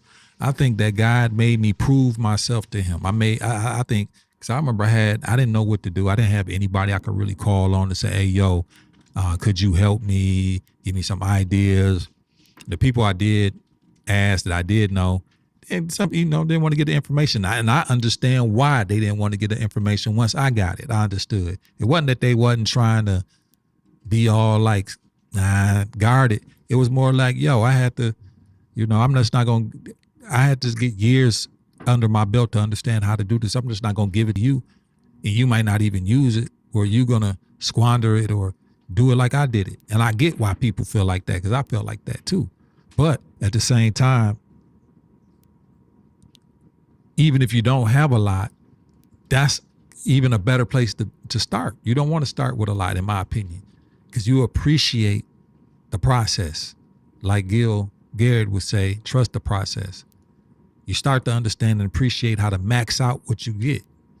Like I remember I didn't have the greatest camera, and this and that footage all shaky and it looks all blurry and it was crazy looking and X, Y, and Z. Then but you're trying hard, you're staying up, you're studying, you watching people. You ain't got money to go to school to learn and this and this and this and that, or whatever the case may be, but you spent time daily up all night. And whatever you had, a 9 to 5 or whatever your job was, you came back and give that same amount that you gave to the job, you give to yourself. If you really want it.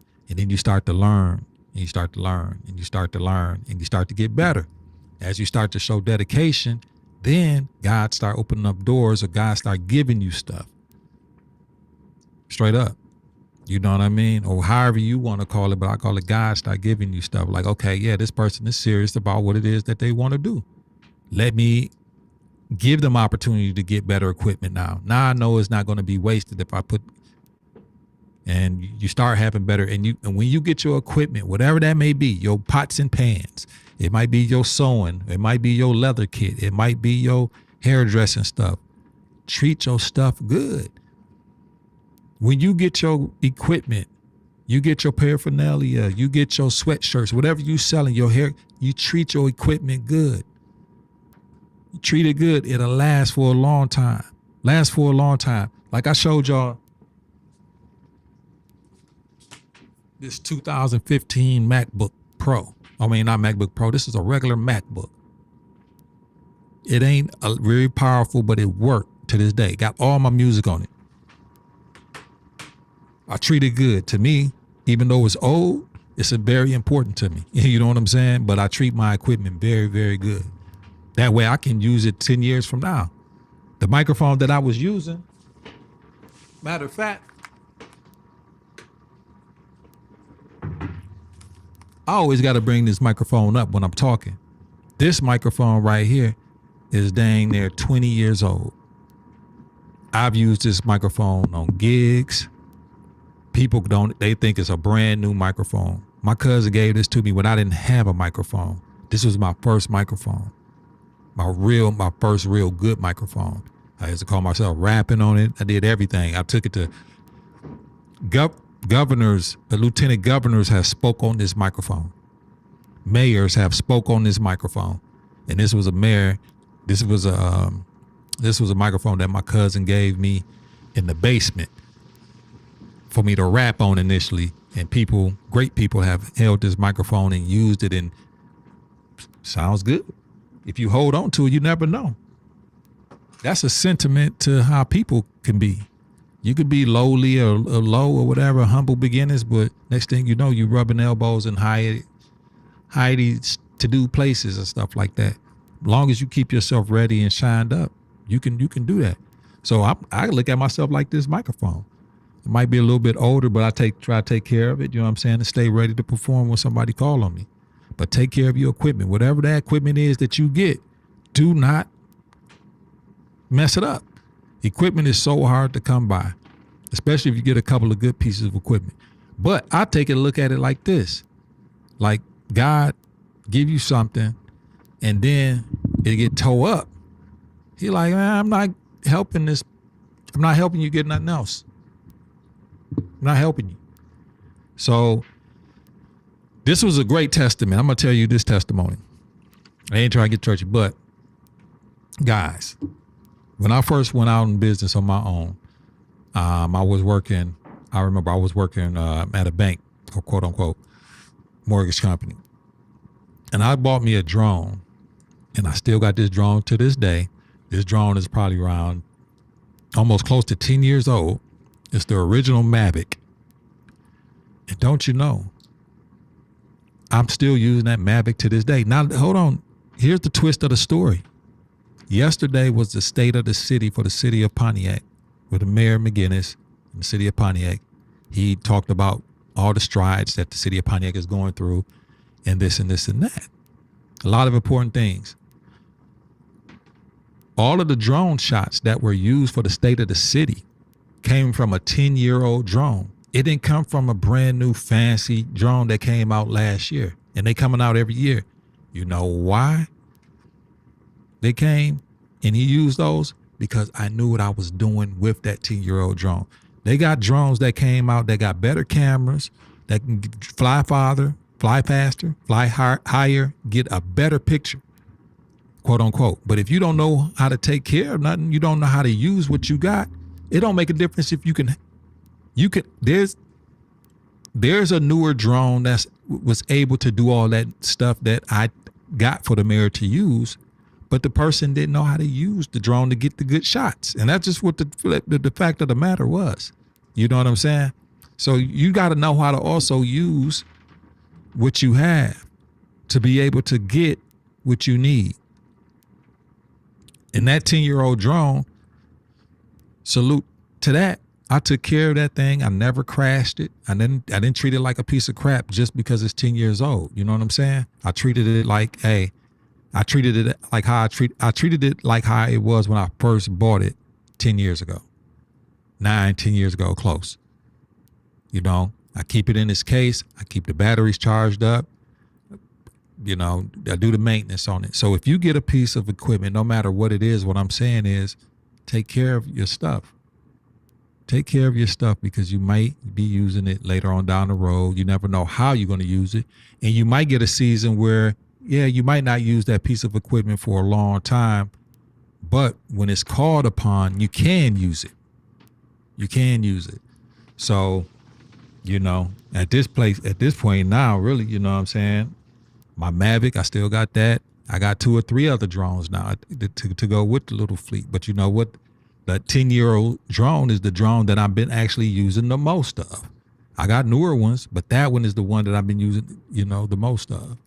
So take care of your equipment, whatever it is that you looking to do for whatever it is that you want to do, but act on what it is that you want to do. Get your reps in, do your drills. You don't do nothing, don't nobody see nothing. You know what I mean? And I feel just real adamant about that because this video that I showed you right here has been on my mind with the Rising Stars Academy training. And Reginald Wins is a great role model, not just teaching kids athletics or not teaching, but helping them get into school, but life lessons like this one. You know what I mean? I really appreciate it. Shooting him, giving me an opportunity to shoot this video. Even with Red, sometime, you know, kind of like, you know, I felt like I was doing repetitious work when I was working with him, shooting the same thing. But now that I look back on it, I appreciate it more. You know, sometimes you got to just be removed from something for a while to look back on it.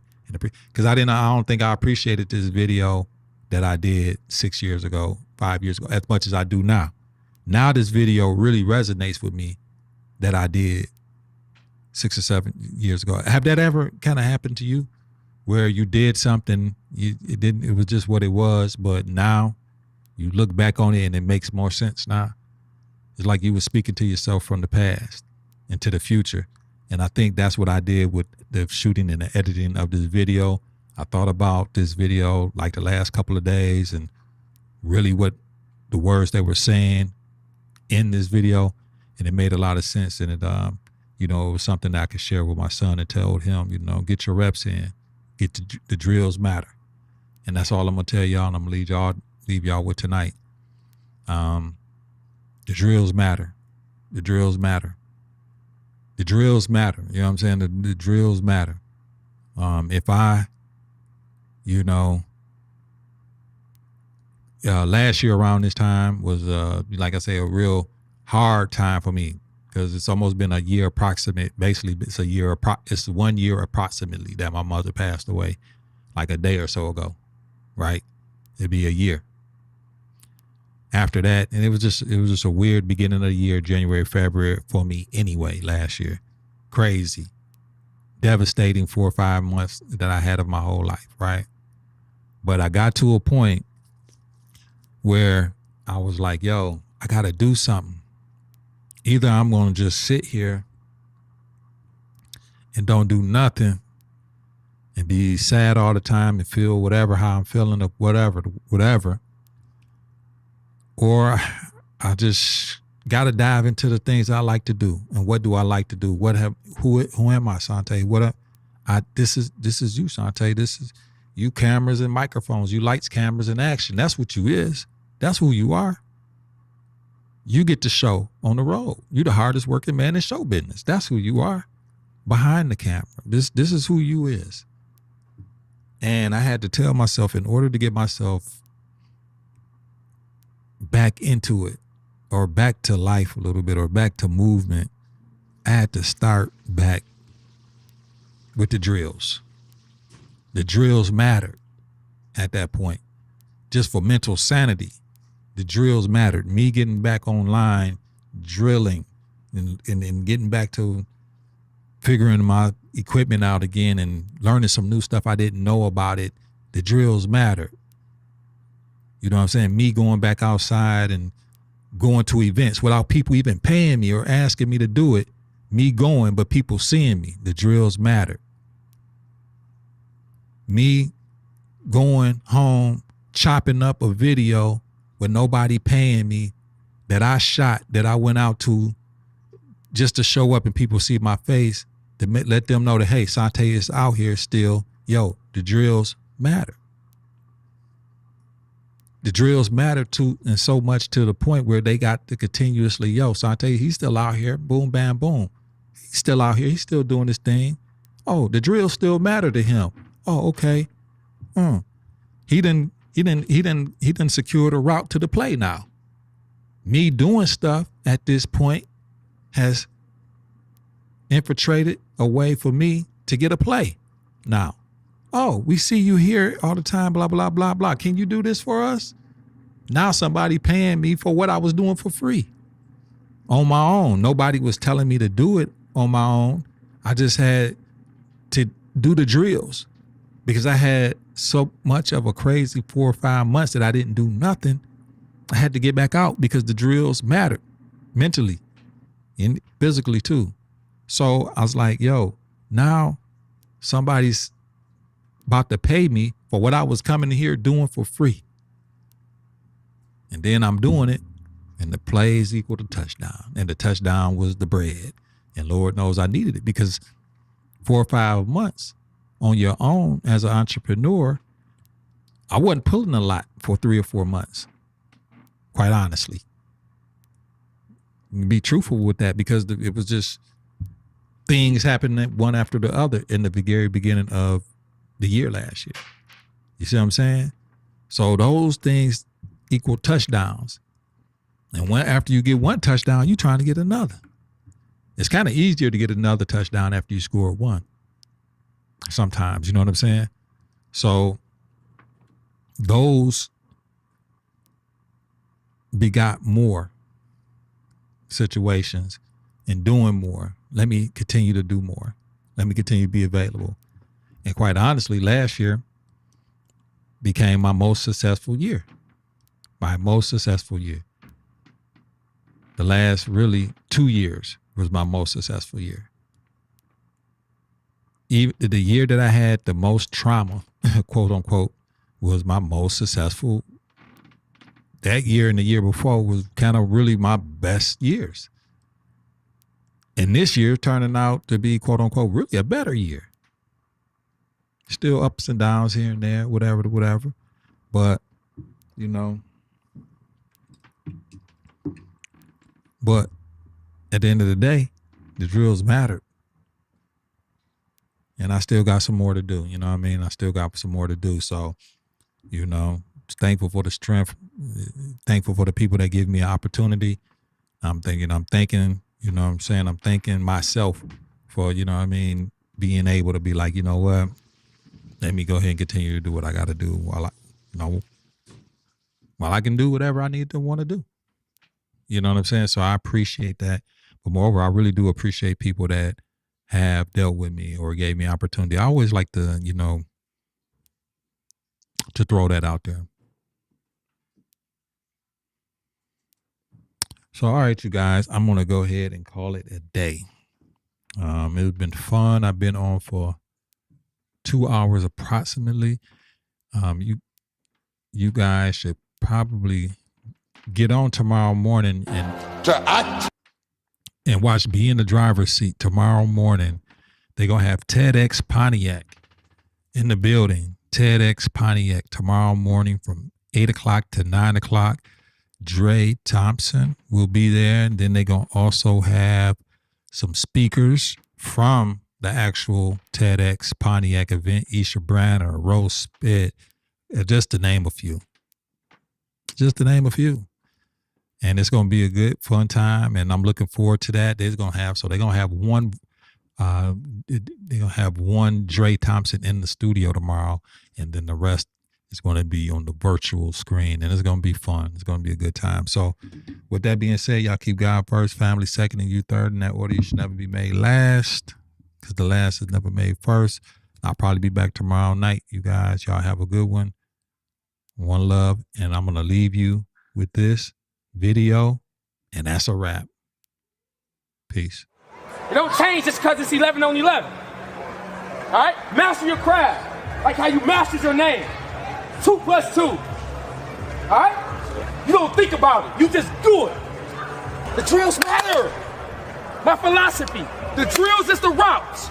The routes is the plays. The plays is some touchdowns. Period. Let's go. That's the one. Why else on me? Why else? 1, 2, 3. What else? You got to get your reps out of sight, out of mind. You don't do nothing by know nothing, right? You got to get your reps. Hold your head on, man. You got to have the courage. Do you have the courage to act outwardly on what you see inwardly? Or will you die a dreamer? Will you die on the verge and on the edge and in the land of coulda, woulda, and shoulda?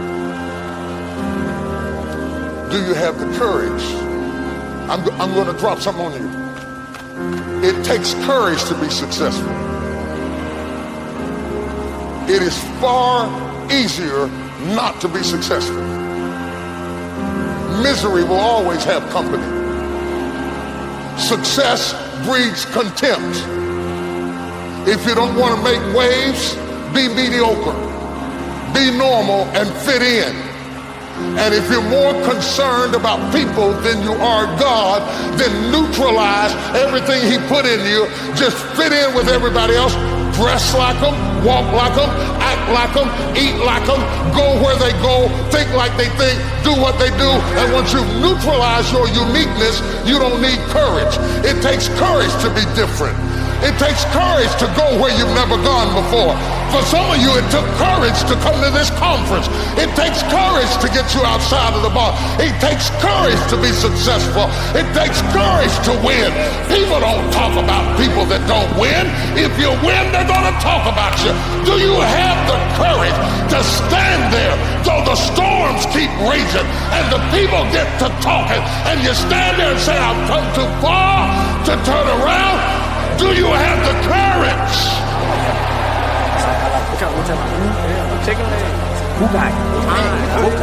I'm going to... I'm going to say something to you. 1,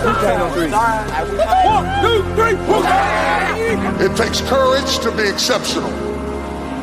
It takes courage to be wise.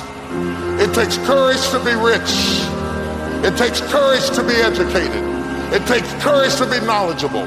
Because the moment you do, but you don't talk like you, you don't forgot where you came from. Look at you, it takes courage. And I'm just wondering, in this weak, watered down, mediocre society that we live in today, in this reality TV world we live in today, I'm wondering if there's anybody left that's got the courage to say, after all I've been through, and all my ancestors have been through, and all my parents have been through, I didn't come through all of that just to fit in with normalcy. I have the courage.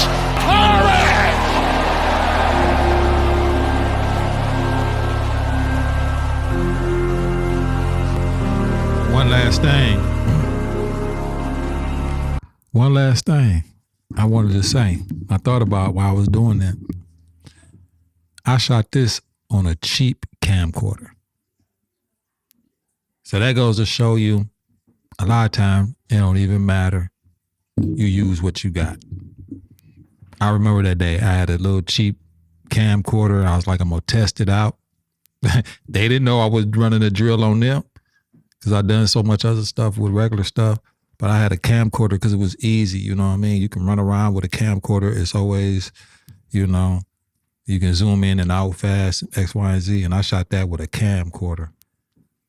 And I gave my camcorder away. And I'm like, dang. Sometimes I'll be like, I wish I had kept it. But I'm going to give me another little camcorder. Give me another camcorder because they easy. They little easy little things. Camcorders are real sweet. I'm going to buy me another camcorder. Matter of fact, might get on Amazon now. All right, you guys. Y'all have a good time, and I'll see y'all tomorrow. One love. Peace.